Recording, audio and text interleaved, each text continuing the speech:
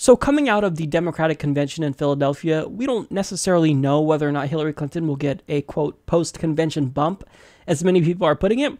But as of right now, she's in really, really bad shape. So her poll numbers since the DNC leak have predictably taken a turn for the worst, and she has now surpassed Donald Trump when it comes to unfavorability. So in a poll conducted by Huffpost Pollster that surveyed 1,363 adults with a margin of error of plus or minus 3 percentage points, when it comes to favorability, 34% view Trump as favorable to Clinton's 31%, and 53% view Trump unfavorable to Clinton's 56%. Guess what that means? So Trump overall has a net favorability of negative 19, and Hillary Clinton has a net favorability of negative 25. I just want to reiterate this. A Democratic nominee is more unfavorable than a neo-fascist, than Donald Trump. This is unbelievable. This is honestly unbelievable. I hate to say I told you so, but I told you so. Bernie Sanders was the person to put up to defeat Donald Trump. But what did you guys all say? Hillary Clinton supporters. No, she has experience. She's battle tested. She's been putting up with right-wing attacks for 25 years. Yeah, you're completely wrong. You couldn't be any more wrong. And Hillary Clinton is actually performing so poorly in the state of Oregon, a deep blue state, that it's now considered a toss-up, according to Real Clear Politics polling averages. I don't know what to say.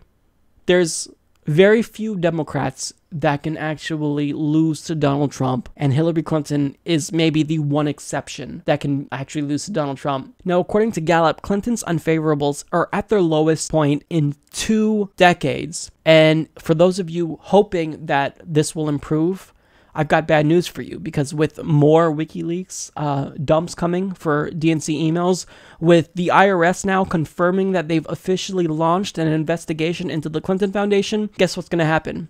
This is going to lead to Donald Trump becoming the president.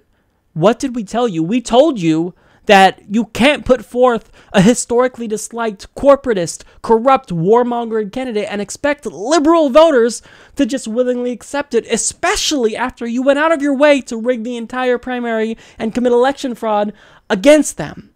That's not going to happen. And what are you going to do now? You're going to have the audacity to turn around and blame us if Donald Trump is elected president. Unbelievable. This election is truly the worst election ever. Even though I dislike Hillary Clinton and I don't believe anything she says, I think that she's probably the lesser of two evils between Donald Trump.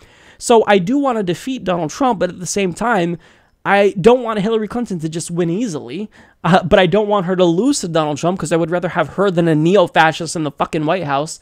But I want her to know that what she did to voters, what the DNC did to voters, is completely immoral, and they lost them. So for anyone who's going to complain now and say that if you're voting for Jill Stein, you're voting for Trump, bullshit. Go knock on some doors, do some canvassing for Clinton. It's your turn to go sign up some new voters. That's what we did for Bernie Sanders. That's what you can do for Hillary Clinton. But honestly, this is just unbelievable. So again, I just want to remind the Democratic Party, this is your bed that you made. You decided to rig the election for this candidate that's historically disliked. And now you have to lie in that bed. That bed may be a neo-fascist orange buffoon that's named Donald Trump, a reality TV show star. All because you didn't want an anti-establishment candidate to win. All because you wanted to remain faithful to your corporate donors. Shame on the Democrats. Shame on the Democrats. If you lose this election, nobody's going to be surprised with the way that you've bungled it.